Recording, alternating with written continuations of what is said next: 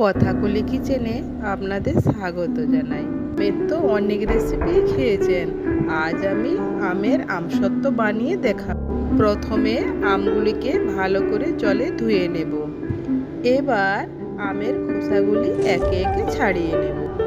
অনেকে আমসত্ত্ব বানানোর জন্য গোটা আমি সেদ্ধ করে, কিন্তু আমি আমের খোসাগুলো ছাড়াচ্ছি, তার কারণ আমের আঠা থাকে সেই জন্য। চাইলে আপনারা গোটাও সেদ্ধ করতে পারেন। এবার আমগুলি একে একে কেটে নেব।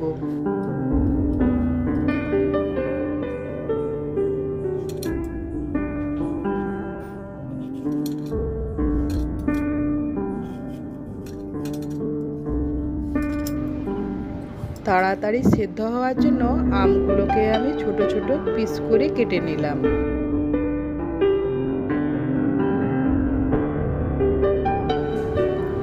কড়াতে আমের টুকরোগুলো ঢেলে দিলাম এবং অল্প পরিমাণে জল দিয়ে দিলাম। আমগুলো আমি সিদ্ধ করে নেব। এবার পরিমাণ মতো লবণ দিয়ে দিলাম। যেহেতু আমের টুকরোগুলো ছোট ছোট করে কেটে নিয়েছি, তাই 4 থেকে 5 মিনিটের ভিতরে আমগুলো সেদ্ধ হয়ে গেছে। আমগুলো টুকরো টুকরো কাটার সময় শক্ত অংশটা বাদ দিয়ে দিয়েছি, তাই এখন ছাকার দরকার নেই। সেদ্ধ করা আম আর চিনি মিক্সিতে ঢেলে নিলাম।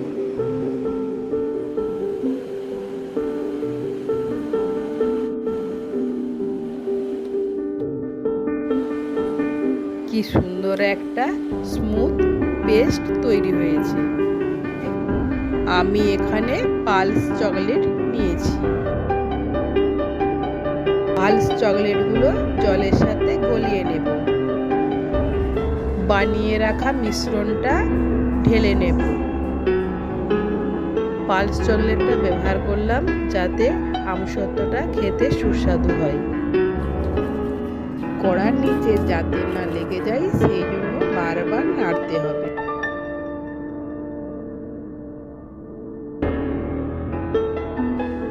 স্বাদ মতো লবণ আর টেস্টের জন্য বিট লবণ দিলাম।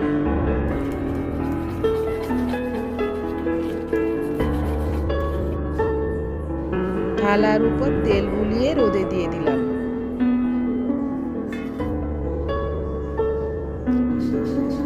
এবার থালার উপর মিশ্রণটা ঢেলে নিলাম।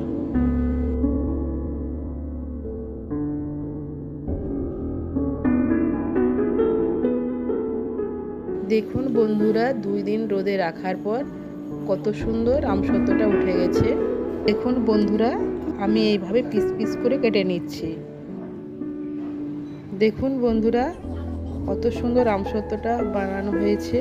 যদি আমার ভিডিওটি ভালো লেগে থাকে তাহলে কমেন্ট করে জানাবেন, সাবস্ক্রাইব করে দেবেন, পাশে থাকা বেল আইকনটি ক্লিক করে দেবেন।